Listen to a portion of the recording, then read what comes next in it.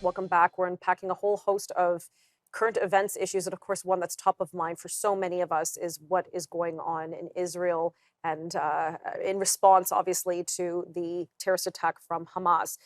Just before we went to commercial break, Elliot, I'm sorry I had to cut you off there, but you're trying to make, I think, a big point. Go ahead. Yeah, I was just going to say, I think, and Hannah touched on this a little bit, where for Jews, it almost feels like there wasn't any grieving or reaction to the events. It almost skipped that part and went to the part where, folks are making the point that the way perhaps, Israel is sort of handling the sort of the Gaza situation and the reaction to that.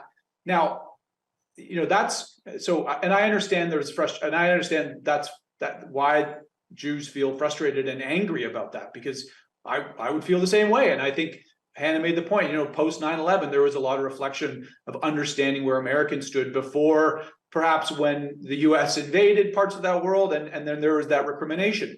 So I think they've almost skipped that grieving, the mourning, the anger part. And I think that's the challenge.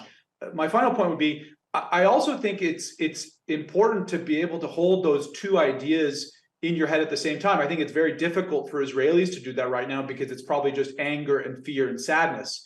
But I think political leaders need to hold those two ideas. One being that Israel must be able to defend itself and retaliate. And two, the way that situation and the Gaza Strip has been handled by Israel in recent years, particularly, is what many people call an open air prison. And I think you need to somehow find that objective line. I understand that it's a difficult time to do that at the moment, but that's the job that politicians need to do, I think. Well, and I think, when we're looking at through the lens of Hamas, I'm not looking at their lens, but this is a terrorist group. This was their terrorist action. They're designated as such federally. Are they reflective of the sentiment of the common Palestinian man, woman, or child? Are they representative? And I think, we're seeing a lot of outrage, but from non-Palestinians, again, and I'm going to talk to you about this, Hannah, a student group.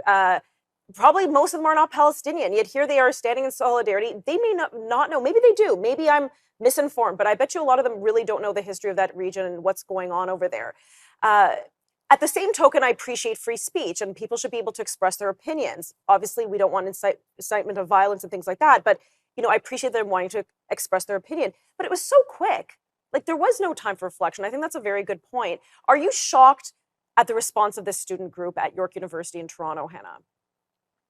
I can't say I'm shocked because I went to university. I know what university students are like, and I know what left-wing activism is like.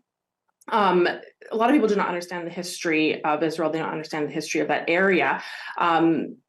The Israeli government gave Gaza and the West Bank to the Palestinian people in 2005. And then in 2006, Hamas was elected by the Palestinian people with 76 seats, 64, something like that is needed for majority. So they were elected to be the government in Gaza and then in the West Bank. Obviously, not all Palestinians support Hamas. That is very obvious, but it's very concerning at these pro-Palestine rallies where people are shouting in support of Hamas. They're shouting for the death of Jewish people around the world. And the goal of Hamas is to wipe out the Jewish people from the face of the earth.